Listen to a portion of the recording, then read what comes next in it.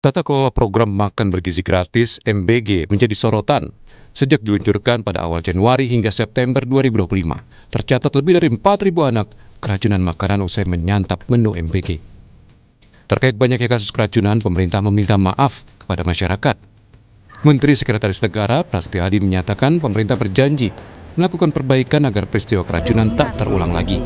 Kami atas nama pemerintah dan mewakili Badan Gizi Nasional memohon maaf karena telah terjadi kembali beberapa kasus di beberapa daerah yang tentu saja itu bukan sesuatu yang kita harapkan dan bukan suatu kesengajaan.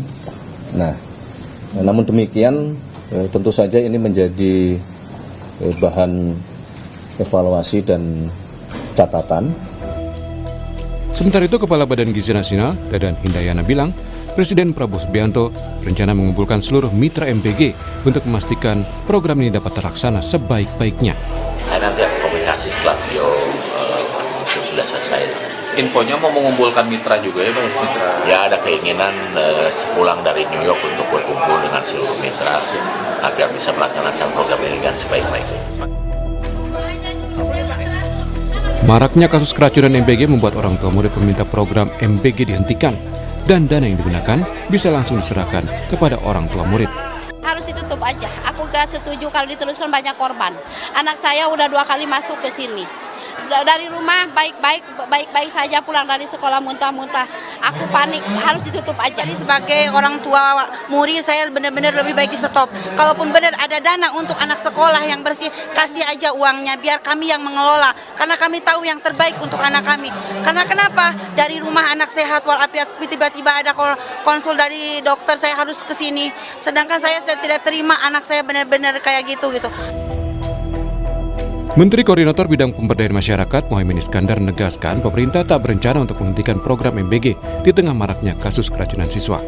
Semua jenis kejadian harus dijadikan bahan evaluasi. Yang kena keracunan, yang sistemnya lamban, yang berbagai hal harus dijadikan pembenahan.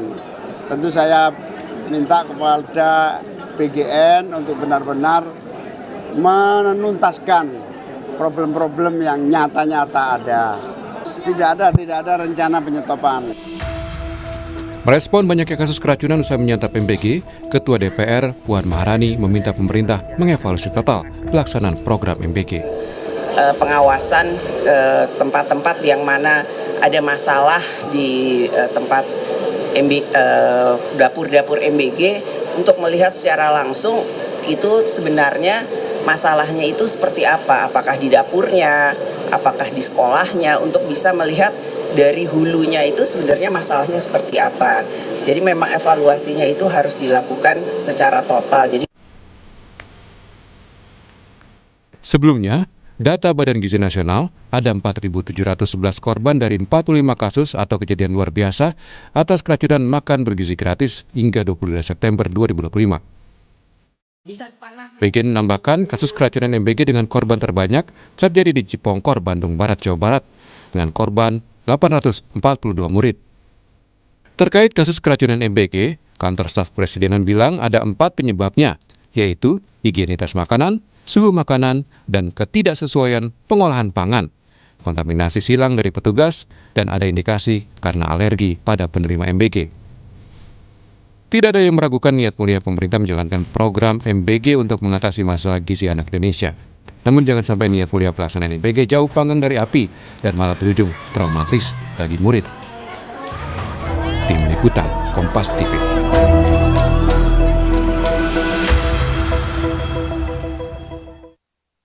Saudara, munculnya kasus keracunan dalam pelaksanaan makan bergizi gratis atau MBG menjadi perhatian besar publik.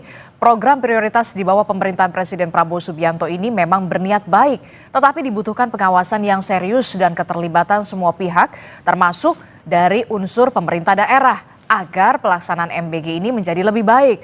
Tujuannya tidak menimbulkan keracunan pada siswa. Apa yang perlu dilakukan dalam hal pengawasan pelaksanaan MBG? Pagi ini kita akan membahas dengan sejumlah narasumber melalui sambungan daring. Di antaranya sudah bergabung bersama kami, sudah ada Wali Kota Solo, Pak Respati Ardi, kemudian juga ada Deputi Dekan 1 sekaligus dosen Prodi Administrasi Publik FISIP Unpar Bandung, Pak Christian Widya Wicaksono, kemudian juga ada Wakil Ketua Komisi 10 DPR fraksi PKB, sudah ada Pak Lalu Hadrian. Selamat pagi Bapak-Bapak, Assalamualaikum, apa kabar? Selamat pagi, Waalaikumsalam. Waalaikumsalam, Mbak.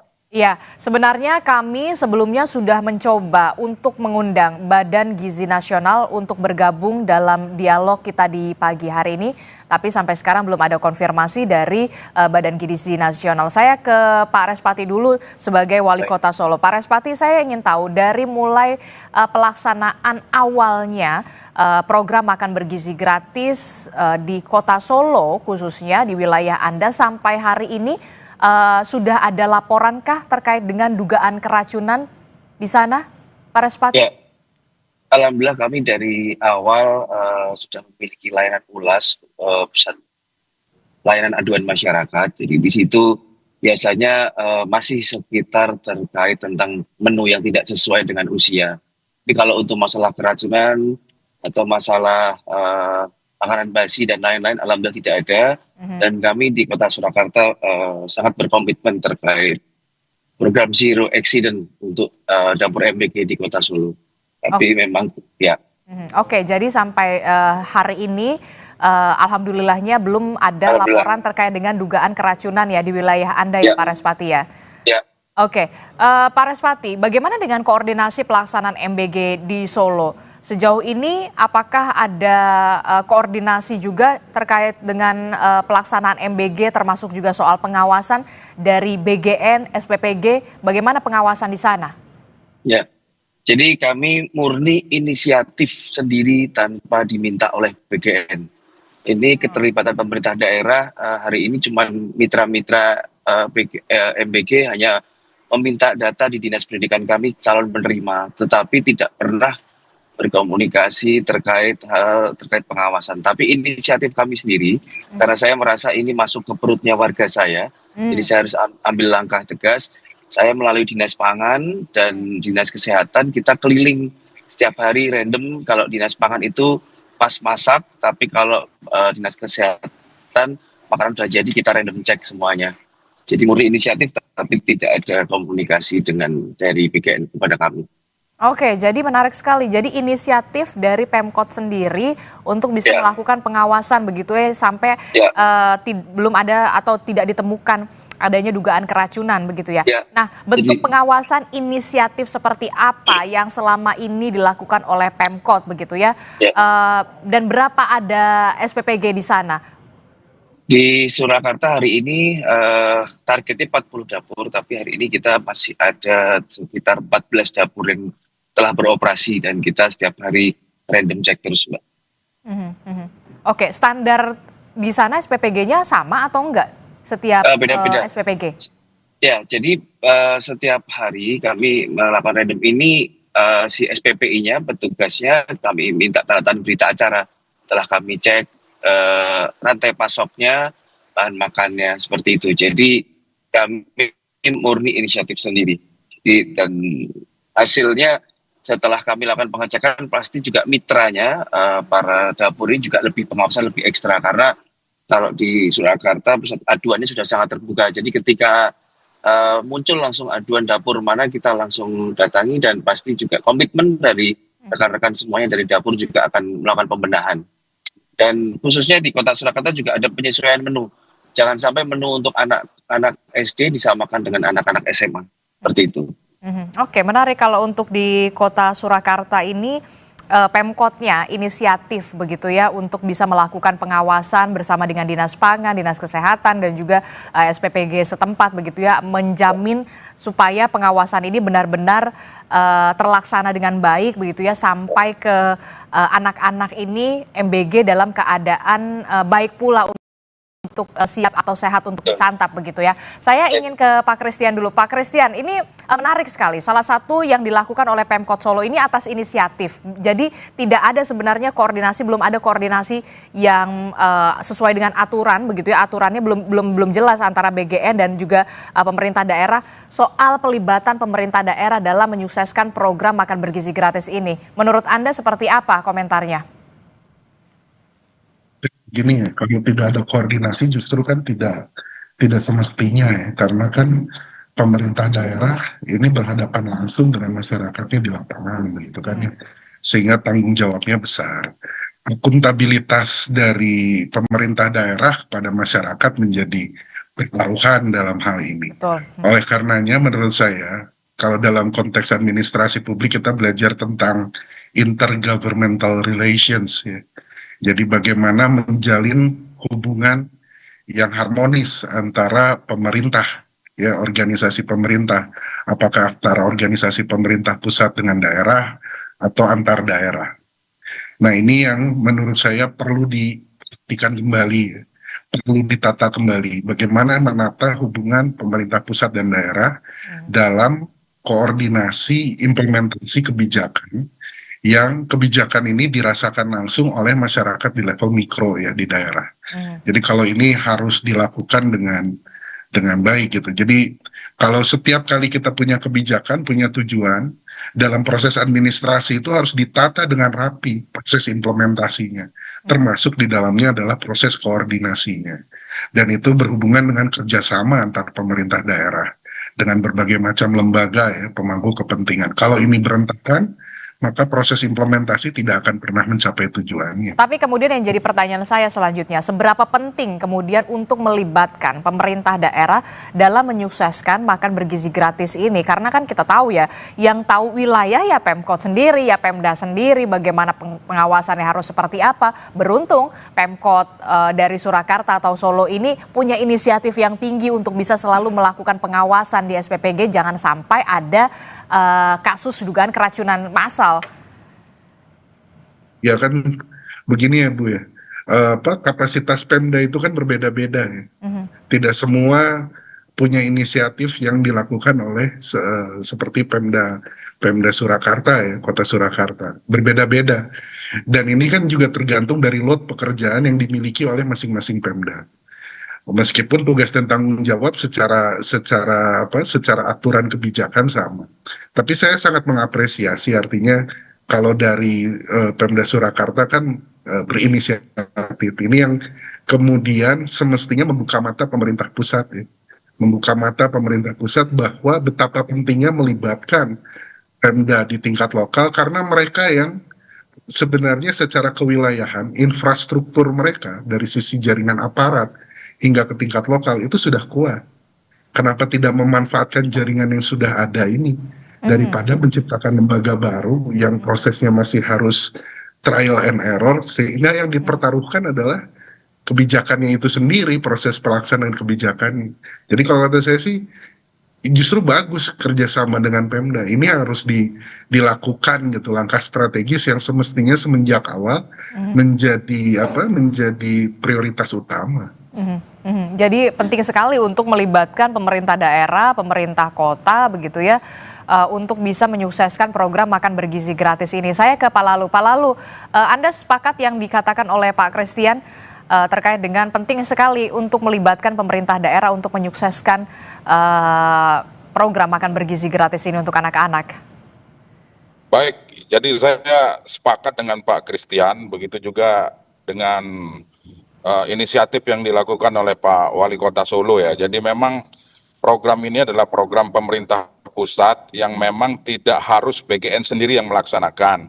Walaupun anggarannya di BGN ya silakan, itu merupakan wewenang BGN. Tetapi dalam pelaksanaan di lapangan ya tentu kita membutuhkan kolaborasi. Apalagi ini objeknya adalah atau targetnya adalah siswi kita yang ada di sekolah-sekolah, baik di satuan pendidikan SD, SMP, SMA maupun SMK. Nah, beberapa hari yang lalu kami sudah meminta Mendikdasmen untuk segera berkomunikasi dengan Kepala BGN terkait dengan kejadian-kejadian yang hari ini menimpa siswa-siswi kita.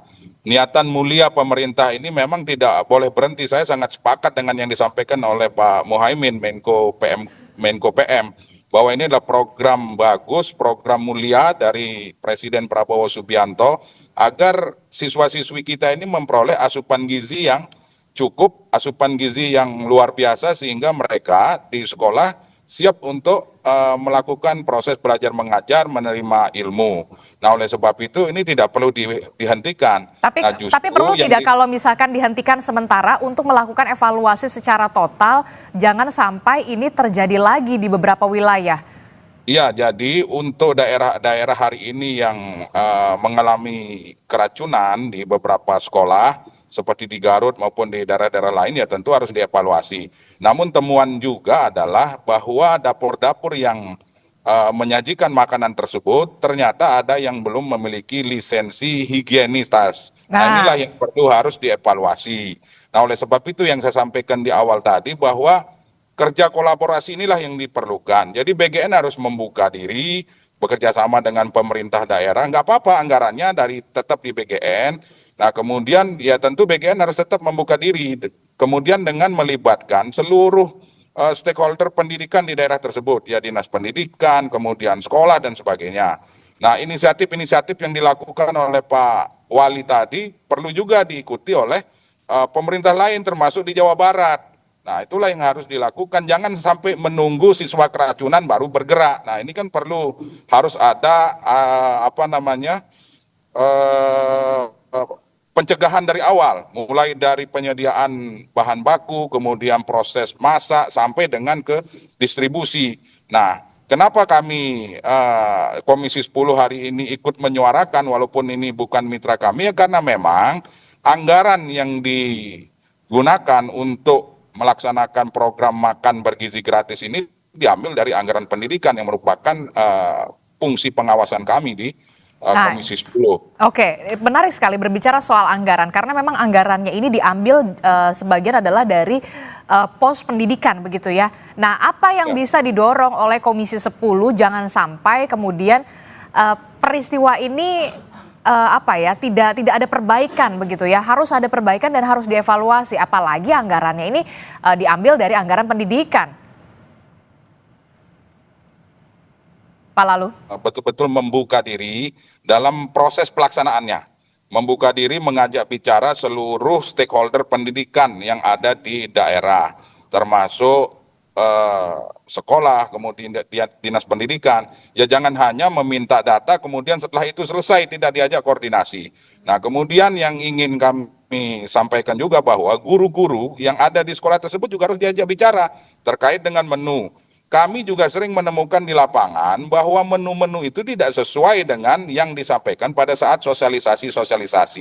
Contoh misalnya dalam satu rantang MBG itu pernah kami temukan telurnya sepotong itu juga dibagi kecil-kecil jadi 7. Kemudian ada tempe orek itu kan sudah kecil, itu juga isinya cuma 5 biji.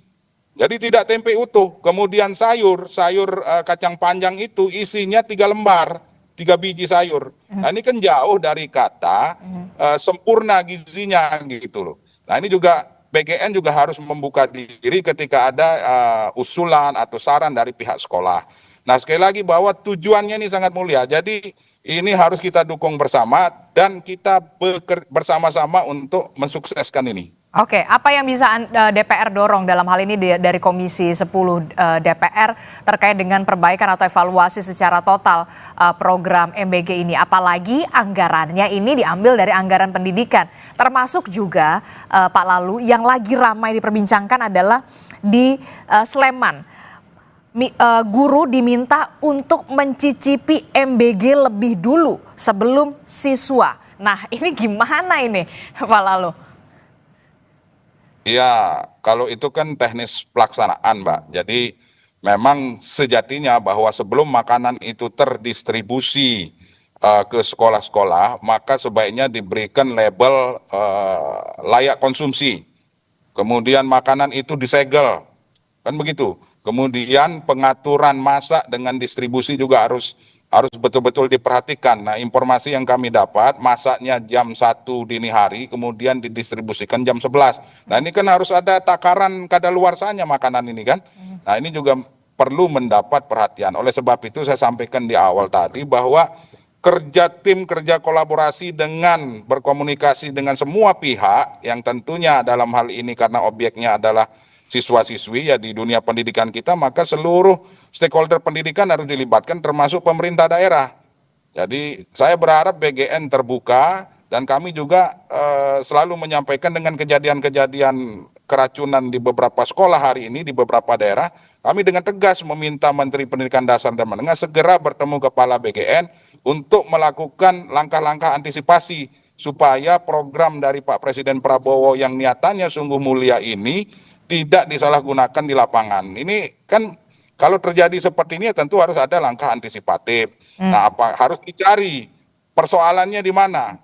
Apakah di dapurnya, apakah di bahan makanannya, atau memang program ini tidak dilaksanakan sesuai dengan Juklak-Juknis, seperti itu. Oke, saya nanti akan bertanya juga ke Pak Wali Kota begitu dan juga Pak Kris begitu ya, termasuk juga berarti Pemkot Surakarta ini atas inisiatif sendiri, termasuk juga soal anggarannya bagaimana, apakah memang ini anggaran full dari pusat, termasuk juga bagaimana lisensi SPPG yang harus ada lisensi kebersihan dan juga kesehatannya. Tapi jangan dijawab dulu, tetaplah bersama kami di Sapa Indonesia Pagi, kami akan segera kembali. Terima kasih Anda masih bersama kami dalam Sapa Indonesia Pagi. Saudara masih bergabung bersama kami, Wali Kota Surakarta, Pak Respati, kemudian ada Pak Christian juga. Saya ke Pak Respati dulu. Pak Respati, Anda sudah mengetahui ada info surat penyusunan surat perjanjian kerjasama antara SPPG dan penerima manfaat yang salah satu poinnya mengharuskan kerahasiaan jika terjadi keracunan akibat MBG. Benarkah demikian? Kalau kami di Surakarta tidak menyarankan seperti itu, apapun kami sudah sangat terbuka informasi dan pusat aduan layanan masyarakat terbuka online. Bahkan ibu-ibu yang mengeluhkan terkait menu terkadang tidak sesuai itu juga kami dapatkan dari informasi ulas. Jadi kami tidak ada jalan berima dari distrik kami yang memberikan data, tidak saya berikan kewenangan untuk menandatangani apapun dari dokumen dari BGN. Oke, termasuk juga soal lisensi dari masing-masing SPPG. Kan kalau tadi Anda menyebutkan targetnya ada 40 SPPG, tapi kemudian sampai hari ini realisasinya baru 14. Nah, soal lisensi kebersihan dan kesehatan, bagaimana bentuk pengawasan yang Anda tahu dari BGN dan yang Anda tahu di bawah pengawasan Pemkot Surakarta? Ya, setahu saya kami hanya menjalankan dari kewenangan dari dinas kami terkait peredaran makanan di Surakarta dan asal bahan bakunya. Dan kami hanya bisa memberikan rekomendasi kepada BGN. Jadi setelah 2 minggu setelah kita keliling, setelah kita teliti, berita acara itu akan kami kirimkan surat ke BGN. Tapi setiap SPPG itu menurut Anda dari pengawasan Pemkot sudah sesuai standarnya sama atau bagaimana? Ya masih beraneka ragam, jadi macam-macam. Ada yang bagus sekali, ada yang memang kurang, dan itu akan kami berikan rekomendasi segera ke BGN seperti itu, Mbak. Oke, bentuknya rekomendasi kepada BGN. Sejauh ini sudah ada respon dari BGN? Ini sedang kami susun, sedang kami kirimkan. Kami inisiatif sendiri kita kirimkan suratnya setelah ini, setelah 2 minggu berjalan ini.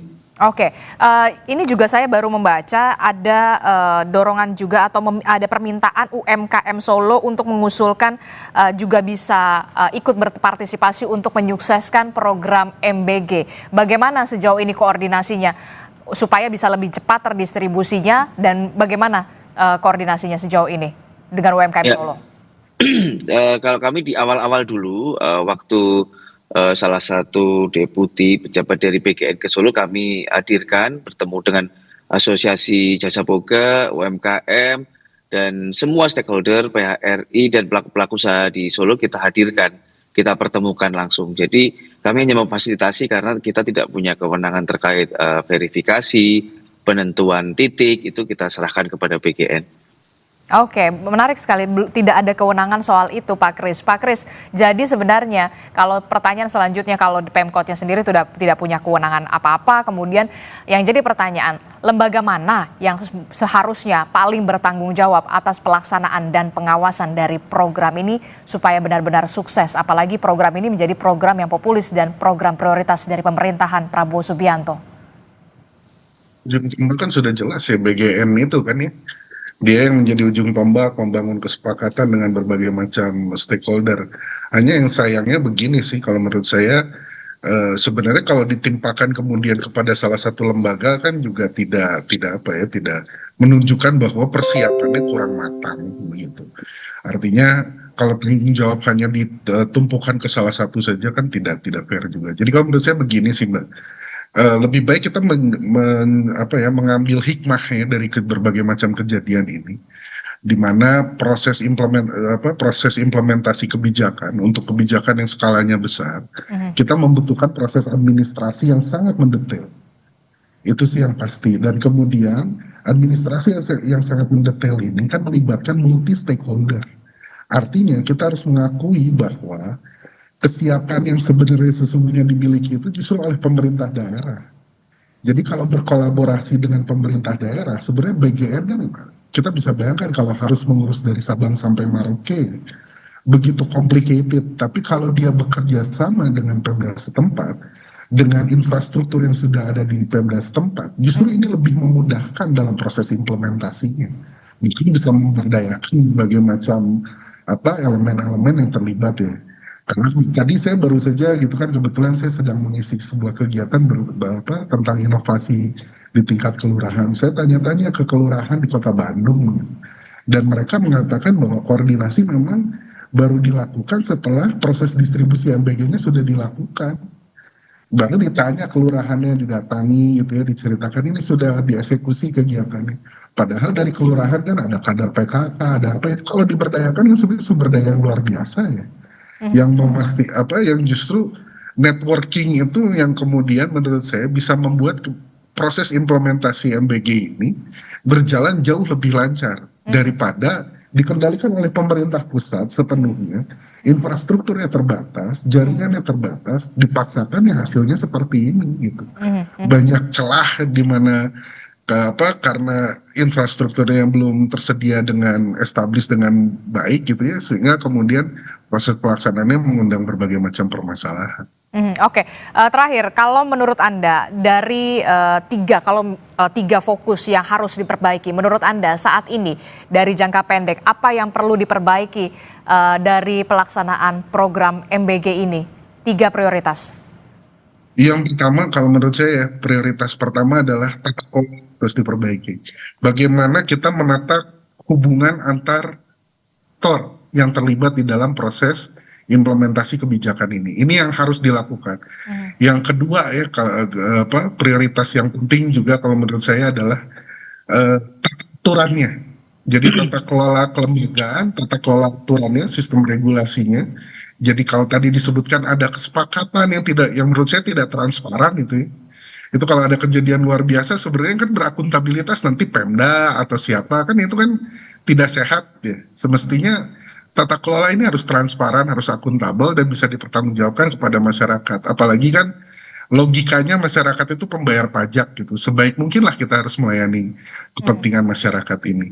Yang ketiga, selain regulasi dan kelembagaan, kalau menurut saya sih hal yang penting dilakukan sekarang adalah pengawasan terhadap standarisasi makanan yang didistribusikan. Dan pengawasan ini ya lagi-lagi gitu, ini akan lebih berjalan optimal kalau multi stakeholder terlibat.